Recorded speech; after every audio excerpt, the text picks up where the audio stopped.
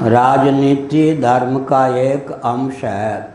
उसको मनुस्मृति महाभारत में राजधर्म कहा गया है, छात्र धर्म कहा गया है, अर्थनीति कहा गया है, दंड नीति कहा गया है। राजनीति कितने पर्याय हैं?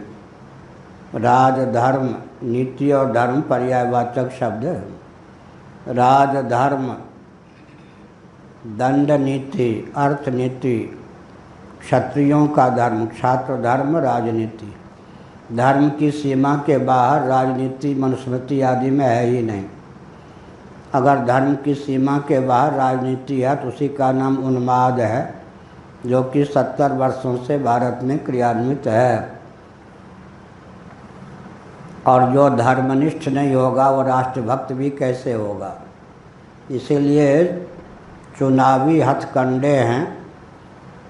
कभी कोई दलितों का पक्षधर होकर, कभी कोई राम विरोधियों का पक्षधर होकर, कभी कोई हिंदुत्व का पक्षधर होकर, कभी कोई गाय का पक्षधर होकर, कभी कोई आर्थिक उत्कर्ष का पक्षधर होकर, कभी कोई स्मार्ट सिटी का पक्षधर होकर चुनाव जीतने के सैकड़ों हथकंडे, कभी स्त्री पुरुष में, भाई बहन में फूट डालकर, कभी सवर्ण असवर्ण के नाम पर, कभी अमुक वर्ग को हिंदुओं से पृथक करके अल्पसंख्यक घोषित करने के नाम पर, जिसके पास जो हथकंडे चुनाव के समय में लग जाएं, उसी हथकंडे का उपयोग करके वो चुनाव जीतने का प्रकल्प चलाता है। 80% हथकंडे तो चुनाव जीतने के होते हैं।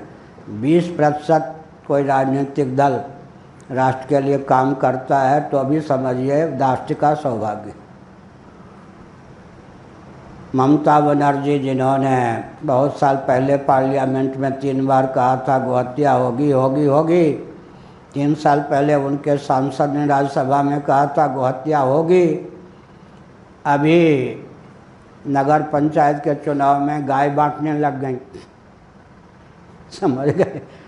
तो ये नेता कब गोहत्यारे बन जाएं और कब गोभक्त बन जाएं ये भी नहीं कह सकते। बड़ी विकट स्थिति। कभी मंदिर के पक्षधर हो जाएं, कब मंदिर तुड़वाने लग जाएं ये भी नहीं कह सकते। तो इनको समझ पाना जो है, भगवान की माया को समझ पाना जैसे बहुत कठिन है, वैसे ही राजनेताओं की माया को समझ पाना बहुत कठिन है। और कोई बस एक